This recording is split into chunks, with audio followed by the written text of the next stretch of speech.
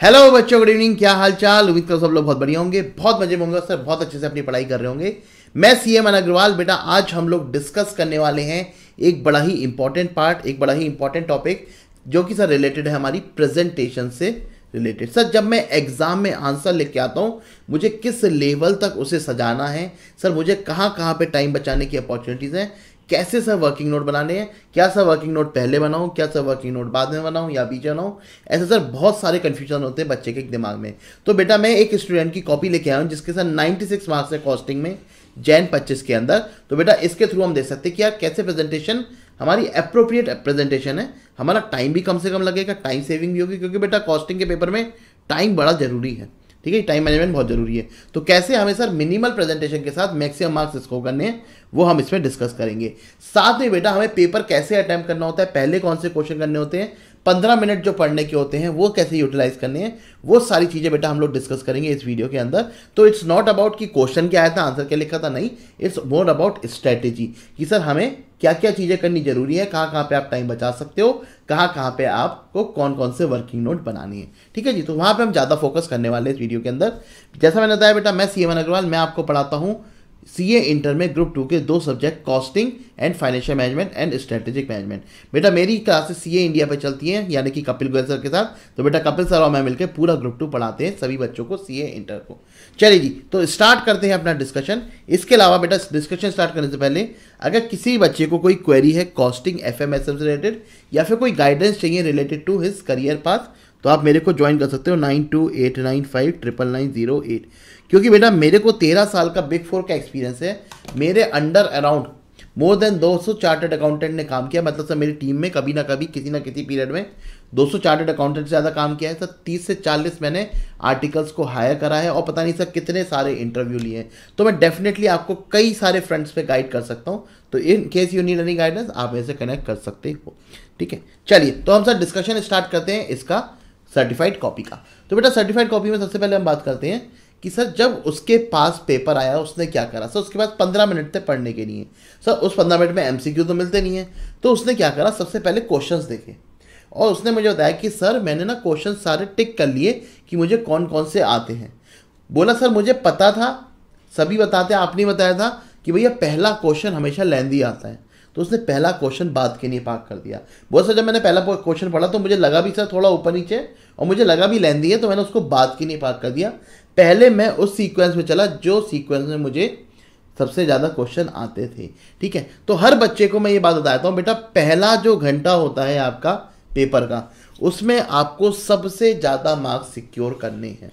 ठीक है, अगर आपने पहले आर में 35 मार्क्स का अपना पेपर अच्छे से ख़त्म कर लिया है, इसका मतलब बेटा आपकी एग्जाम्शन कहीं नहीं गई। अगर आपने अगले सेकंड आर में 30 से 35 मार्क्स फिर से आपने कर लिया है तो आपके 80+ कहीं नहीं गए। ठीक है जी, तो सर ये हमारा टाइम वाइफिकेशन होना बहुत ज़रूरी है। पहले घंटे में 35 मार्क्स अचीव करना बहुत जरूरी है, क्योंकि आपने देखा होगा अगर मैं पहले घंटे में सही से पेपर नहीं कर पाता तो मेरा बाद का पूरा पेपर खराब हो जाता है। और पहले घंटे में मैंने बढ़िया पेपर कर लिया तो जो चीज़ें नहीं आती हैं वो भी हो जाती हैं बढ़िया से। ठीक है जी, तो first hour is the most important hour in the paper. तो आपको क्या करना है, जब आपके पास क्वेश्चन पेपर आएगा, आपको सर 35 मार्क्स के वो वाले क्वेश्चन टिक करने हैं जो आपको सबसे बढ़िया तरीके से आते हैं और जिसमें सबसे कम टाइम लगेगा आपको। ठीक है जी, तो हमें सर क्या करना है, पेपर आते पहले वो 35 मार्क्स आइडेंटिफाई करने हैं, first step. Second step sir उसके बाद कौन से क्वेश्चन करने हैं उसके बाद। अब कई बच्चों का आता है सर एमसीक्यू से रिलेटेड क्वेश्चन कि सर मैं एमसीक्यू कब करूँ। बेटा एमसीक्यू को सीधी सी स्ट्रैटेजी है, पहले 1 घंटे का पेपर करो आप डिस्क्रिप्टिव। अगर आपको 35 मार्क्स का डिस्क्रिप्टिव में अच्छे से आता है तो पहले आप 1 घंटे का डिस्क्रिप्टिव पेपर करो, उसके बाद आप एमसीक्यू पे आओ। क्योंकि एमसीक्यू आपको क्या होता है, स्टार्टिंग में पढ़ने के लिए तो मिलता नहीं है और बाद में सर आप कई बार एमसीक्यू के अंदर फंस जाते हो, बहुत ज़्यादा टाइम चला जाता है। तो it's better to start MCQ after completing 1 hour और 2 आवर। जैसे इस स्टूडेंट ने भी क्या करा था सर, 1.5 घंटे बाद लगभग जब इसका 50-60 मार्क्स का पेपर हो गया था तब इसने एमसीक्यू करे थे। ठीक है जी, तो हम सर धीरे धीरे करके जैसे जैसे आगे चलेंगे ये सारी चीज़ें छोटी छोटी चीज़ डिस्कस करते रहेंगे। चलिए, तो अगर आप देखो तो इस बच्चे ने स्टार्ट करा है हमारा क्वेश्चन 2 से। क्वेश्चन 2 से इसने स्टार्ट करा है। क्वेश्चन 2A ऊपर क्लियरली इसने डाला है, सिर्फ ऐसा नहीं कि ब्रैकेट में इधर लिख दिया 2A, ठीक है, या फिर यहाँ पे 2 नहीं लिखा खाली A लिख दिया, नहीं, ऐसा कुछ नहीं करना है। प्रॉपर क्लियरली मार्क करके लिखना है कि भैया ये क्वेश्चन 2 है हमारा। ठीक है जी। तो अगर हम आते हैं क्वेश्चन नंबर 2, तो इसने क्या करा भाई ने, जो पहला क्वेश्चन था, ठीक है, जो पहला क्वेश्चन था वो उसने छोड़ दिया। सर ये था मार्जिनल कॉस्टिंग, ये था सर बैच कॉस्टिंग, ठीक है, और थर्ड था सर हमारा मटेरियल। उसने कहा कुछ टेढ़े मेढ़े क्वेश्चन लग रहे हैं, सब बाद में करेंगे, वैसे भी ये लेंथी होता है, ठीक है। और सीधा आ गया क्वेश्चन नंबर 2A पे। उसने सर जब 2A क्वेश्चन पढ़ा, ठीक है, उसने कॉस्ट शीट का क्वेश्चन पढ़ा, उसे कोई भी ऐसा एडजस्टमेंट नहीं दिखा कि जो उसे ना आता हो। उसे सारे एडजस्टमेंट आते हुए थे, बस उसे सर ध्यान से क्वेश्चन करना था और प्रॉपर कंप्यूटेशन करनी थी। तो उसने क्या करा सर, पूरा क्वेश्चन पढ़ा और क्वेश्चन अटेम्प्ट करा। देखते सर अब उसने आंसर कैसे लिखा है। अगर आप देखोगे तो सर पहले क्वेश्चन के अंदर उसने स्केल से लाइन खींच रखी है, ठीक है जी। पहले क्वेश्चन के अंदर स्केल से लाइन उसने खींच रखी है, ठीक है। उसमें भी बहुत ज़्यादा टाइम नहीं लगाया, डब्बा नहीं बनाया चारों तरफ, कुछ नहीं, सिंपल एक लाइन खींच दी जिससे बाइफर्केशन दिख जाए, ठीक है। राइटिंग आप देखोगे बहुत ज़्यादा सुंदर नहीं है, लेकिन क्लियर है, कम से कम खुली खुली है, ऐसा नहीं कि सब एक दूसरे में घुस रहा हो, ठीक है। सर यहाँ पे सीधे सीधे अमाउंट लिखते चला गया वो, ठीक है, जो भी थे। अब देखो यहाँ पे क्या होता है, स्टेप मार्किंग होती है, आपको एक टिक दिख रहे हैं, ये सारे स्टेप मार्किंग के हैं। अगर मान लो एक भी स्टेप गलत हो गया तो उसके मार्क्स आपके कटते चले जाएंगे। अब मान लो एक बच्चे ने सर क्या करा, ये गलत कर दिया, तो उससे क्या होगा, ये वाला स्टेप गलत हो जाएगा, उससे सर प्राइम कॉस्ट गलत हो जाएगी, उससे फैक्ट्री कॉस्ट गलत हो जाएगी, उससे नेट फैक्ट्री कॉस्ट गलत हो जाएगी, तो हर स्टेप के मार्क्स कट जाएंगे। तो जो बच्चे पूछते हैं ना स्टेप मार्किंग मुझे क्यों नहीं मिली, मैंने एक ही गलती करी थी, बेटा वो एक गलती आपने पहले स्टेप में कर दी, तो पहले स्टेप में गलती नहीं करनी है, ठीक है। तो स्टेप मार्किंग में आप मार्क्स आपको नहीं मिलेंगे अगर आपने पहले स्टेप में गलती करी है तो, ठीक है। ऑब्वियसली कोई बच्चा जानबूझ के गलती नहीं करता है, बट स्टिल अगर आपसे हो गई है पहले स्टेप में तो बड़े कम मार्क्स मिलते हैं बाद में आके, ठीक है जी। तो उसने ये पूरी कॉस्ट शीट बना रखी है। देखो जहां भी उसने वर्किंग नोट बनाया है उसका उसने रेफरेंस दिया है। ऐसा नहीं है वर्किंग नोट अलग पड़े हुए हैं और वर्किंग नोट का रेफरेंस ना दिया हो, वर्किंग नोट का रेफरेंस दिया हुआ है उसने, और प्रॉपर देखो बेटा इसका भी इन्होंने टिक कर रखा है। क्योंकि देखो जहां पे भी वर्किंग नोट की रिक्वायरमेंट होती है ना, वहां पे सर अलग से मार्क्स अलॉटेड होते हैं उस स्टेप के। तो अगर ये स्टेप आपका ठीक है, ठीक है, तो इससे पूरे मार्क्स नहीं मिलेंगे जब तक वर्किंग नोट नहीं बना होगा। तो बेटा वर्किंग नोट इन्होंने बनाया, देखो आप, ठीक है, प्रॉपर वर्किंग नोट बनाया, वैल्यू ऑफ क्लोजिंग स्टॉक निकाली है एफजी की, ठीक है, ये प्रॉफिट निकाल रखा है। अब सर इसमें कई बच्चे क्या होते हैं, सेंटी हो जाते हैं। जब वैल्यू ऑफ क्लोजिंग एफजी उसने निकाली, ठीक है, तो आप क्या करते हो सर, आप इज इक्वल टू लिखते हो cost of production for the current year upon unit produced into closing stock, और फिर नंबर लिखते हो। उसने देखा फॉर्मूला लिखा ही नहीं है और उसके कोई मार्क्स भी नहीं कटे, ठीक है। तो अगर वर्किंग नोट में सर इस टाइप के जैसे budgeted overhead upon budgeted ask, ये सारी चीजें आप स्किप कर सकते हो just to save your time, ठीक है। आपने देखा वर्किंग नोट में उसके कोई मार्क्स नहीं कटे, इस क्वेश्चन में उसे पूरे मार्क्स मिले, ठीक है जी। चलिए अब बात करते हैं सर क्वेश्चन नंबर 2B की। सर इसने 2A के बाद देखा 2B एम्प्लॉय कॉस्ट का आंसर क्वेश्चन था, वो इसने उठा के सॉल्व कर दिया है, ठीक है। इसमें पूछा था कि सर किस एम्प्लॉय को कौन से प्लान के अंदर ज़्यादा फायदा होगा। सर एक प्लान में आ रही थी 187.5 उसकी वेजेस और एक में आई थी 200। तो उसने कंक्लूजन लिखा, कि भैया एक में 200 है, एक में 187.5 है, तो रोवन में उसको ज़्यादा बेनिफिट है। देखो इस स्टेप के भी मार्क्स हैं, बच्चे इसे कई बार लिखना छोड़ देते हैं, वो लिखते हैं बस 187 निकाल दिया, 200 निकाल दिया, उसके बाद उसका कंक्लूजन लिखा ही नहीं है।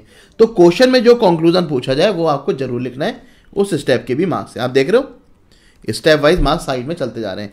इस पहले क्वेश्चन में, क्वेश्चन नंबर 2 में 14 में से 14 मार्क्स मिले हैं उसे। चलिए अब बात करते हैं सर क्वेश्चन नंबर 3A की। सर क्वेश्चन नंबर 3A क्या था हमारा, सर प्रोसेस के ऊपर क्वेश्चन था,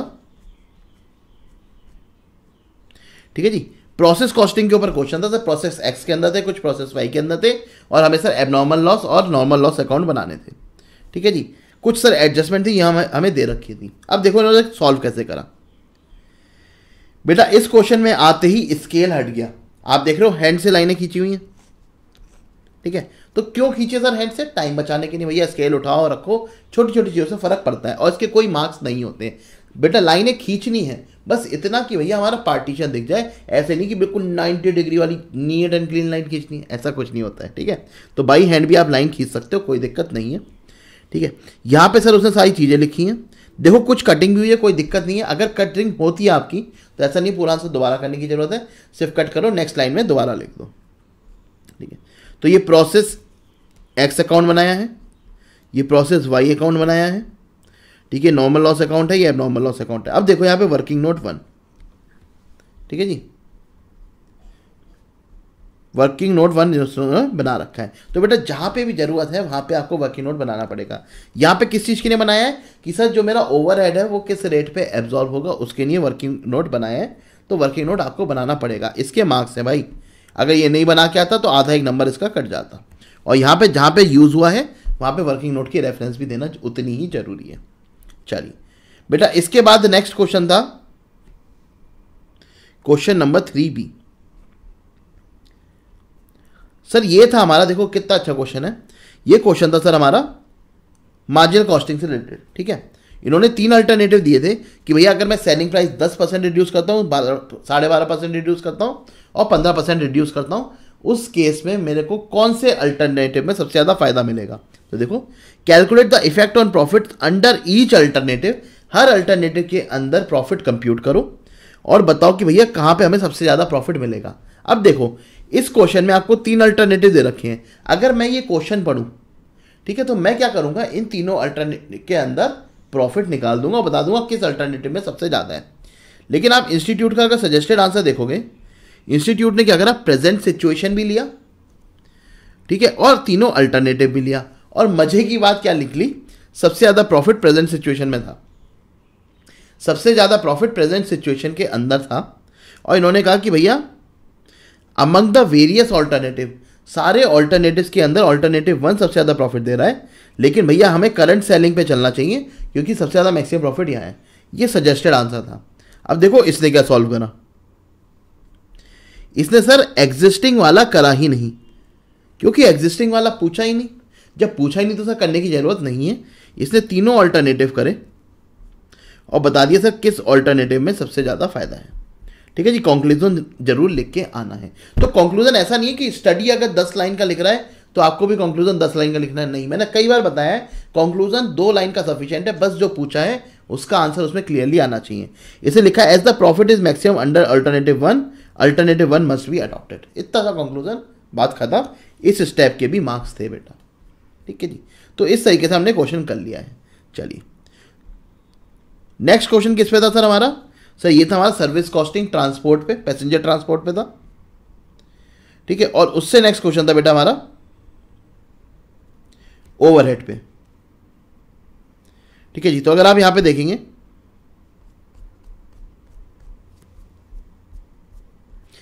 तो बेटा जो इस बच्चे की कॉपी देख के समझ में आ रहा है ना, इसने जहां पे टाइम बच सकता था वहां पे कंप्लीट टाइम बचाया है। ठीक है, कोई आलतू फालतू की लाइनें नहीं, कोई आलतू फालतू के वर्किंग नोट नहीं, कोई आलतू फालतू के जबरदस्ती के फॉर्मूले नहीं। लेकिन आप ये भी देखोगे इसने शॉर्ट फॉर्म भी बहुत कम यूज़ करी है। अगर हम चले सर यहाँ पे देखो, क्वेश्चन नंबर 4 थे हमारा सर पैसेंजर किलोमीटर वाला है। इसने स्टेटमेंट ऑफ कॉस्ट प्रॉफिट बनाया, सारी चीज़ें यहाँ पे लिख दी। ठीक है जी, बराबर है। कहीं पे आपको शॉर्ट फॉर्म दिख रही है? ठीक है सर, क्या शॉर्ट फॉर्म के मार्क्स कट सकते हैं? बेटा हो सकता है आधा एक नंबर उड़ा दे एग्जामिनर, कई बार उड़ाता है कई बार नहीं उड़ाता है। मैंने बहुत कॉपी देखी है। ठीक है, लेकिन हमें सर शॉर्ट फॉर्म क्यों लिखनी है? ठीक है, हमने सर हर जगह फुल फॉर्म लिखी हुई है। ठीक है, अब ऑब्वियसली किलोमीटर है तो आप उसको पूरा नहीं लिखोगे। ठीक है, जो जनरली नॉर्मली यूज होती है EOQ, आप उसे EOQ लिख सकते हो आराम से।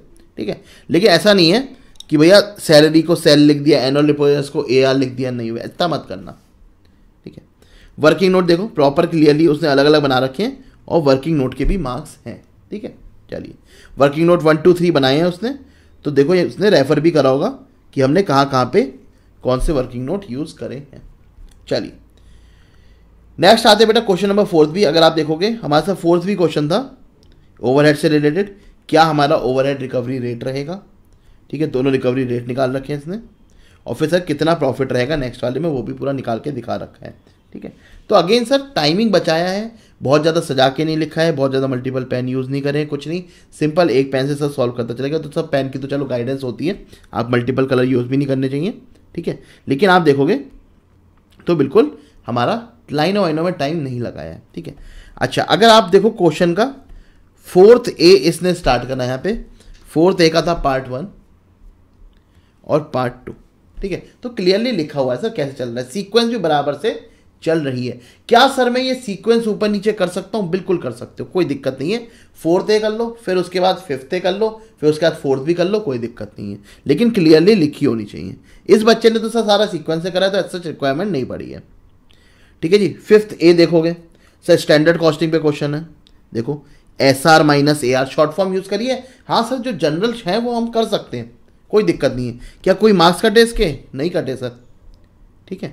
लेबर एफिशिएंसी में देखो standard hours upon actual hours, ठीक है। जहाँ पे सर फॉर्मूलों की ज़रूरत है वहाँ पे लिखने पड़ेंगे, लेकिन जो जेनेरिक फॉर्मूले हैं भैया, budgeted overhead divide by budgeted hours, कहीं हमने करके सर स्टैंडर्ड रेट निकालो तो उसकी ज़रूरत नहीं है, ठीक है। तो आप देखोगे यहाँ पे इसने पूरा सॉल्व कर रखा है। क्वेश्चन नंबर 5 भी बेटा जनरल एंट्री का था, इसमें इसके मार्क्स कटे हैं एक आध जगह, ठीक। क्वेश्चन नंबर 5 सर थ्योरी का था, कंसेप्चुअल थ्योरी थी, तो सब पूरा पूरा इसने सही सॉल्व करा है। इसके बाद आया बेटा क्वेश्चन नंबर 1 पे। क्वेश्चन नंबर 1 में भी इसे बी पार्ट पहले इजी लगा तो बी पार्ट अटेंड कर रखा है, ठीक है। उसके बाद बेटा सी पार्ट कर रखा है और उसके बाद इसने ए पार्ट करा है। क्योंकि इसे ए पार्ट में कंफ्यूजन था वो इसने सबसे लास्ट में करा, हालांकि सर उसमें भी इसको मार्क्स बराबर मिल गए हैं प्रॉपर, ठीक है। आप देखोगे क्वेश्चन नंबर 1 में भी पूरे 14 मार्क्स मिले हैं, ठीक है। तो इस तरीके से सर हमने पूरी कॉपी देखी और पूरी कॉपी हमें देख के समझ में आ गया है आलतू फालतू चीज़ें नहीं लिखनी है, आलतू फालतू चीज़ों में टाइम वेस्ट नहीं करना है। जो क्वेश्चन आते हैं और जो सबसे जल्दी होंगे उन्हें पहले करना है। MCQ कब करना है सर? अपना 1.5-2 घंटे के बाद, क्योंकि MCQ हमेशा ऐसे बनाएगा इंस्टीट्यूट कि बच्चे का टाइम वेस्ट हो। जैसे अगर आप यहाँ पे देखो, इसने MCQ कैसे करे सर? लास्ट में रफ वर्क करके कर लिया है और उनको काट के आया। तो बेटा रफ वर्क अगर आपने करा है तो उसे कट जरूर करके आना, ऐसा मत करना बिना कट करे छोड़ा हुआ, ठीक है। तो उसने ऊपर प्रॉपर रफ वर्क भी लिखा है और कट भी करके आया है, ठीक है। तो इस तरह इसने MCQ सॉल्व कर रखे हैं। इस तरीके से बेटा हमने पूरी कॉपी देख ली 96 मार्क्स के बच्चे की। तो सर 2 चीज़ें होती है जब आप 96 मार्क्स स्कोर करते हो। मैं हमेशा कहता हूँ 80 मार्क्स तक आपकी मेहनत होती है, 80 मार्क्स के बियॉन्ड आपका लक और आपका एक्स्ट्रा जो प्रेजेंस ऑफ माइंड होती है वो होती है, ठीक है। आपने खूब मेहनत कर रखी, आप 80 मार्क्स तक आराम से ला सकते हो। उसके बाद सर 80 के ऊपर देखो, जो इंस्टीट्यूट भी पेपर बनाता है ना वो 80 का तो सही सही बनाता है, 20 नंबर का पेपर होता है जहाँ पे उसने कुछ ना कुछ गड़बड़ करी होती है, ठीक है। तो उस 20 नंबर के लिए आपको प्रेजेंस ऑफ माइंड और थोड़ा सा लक फैक्टर भी रहता है, ठीक है जी। तो ये था सर हमारा पूरा डिस्कशन। अगर आप किसी बच्चे को कोई भी क्वेरी है रिलेटेड टू कॉस्टिंग FMSM की, सर मुझे कैसे तैयारी करनी चाहिए, मैं 90+ की कैसे तैयारी करूं, सर मुझे रैंक लानी है उसकी तैयारी कैसे करूं, तो आप मेरे को 1-to-1 कनेक्ट कर सकते हो 9289590908। सर बात रही पेपर पैटर्न की, तो बेटा पेपर पैटर्न हमेशा हमारा इंस्टीट्यूट का सर लेंदी आता है कॉस्टिंग का, so you have to plan very carefully. पहले वो क्वेश्चन करो जिसमें कम टाइम लगे, उसके बाद जो लेंदी क्वेश्चन है उन पे ज़्यादा जाओ, क्योंकि अगर पहले क्वेश्चन में आपने आधा घंटा लगा दिया आपका पेपर पूरा बेकार हो जाना है, ठीक है जी।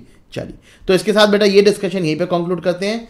अपनी क्वेरीज नीचे कमेंट में डाल सकते हो यूट्यूब में और मेरे को प्रॉपरली 1-to-1 भी कनेक्ट कर सकते हो। चलिए जी, इस वीडियो को यहीं पे कंक्लूड करते हैं। Tata bye bye, take care, मिलते हैं नेक्स्ट वीडियो में, बाय बाय।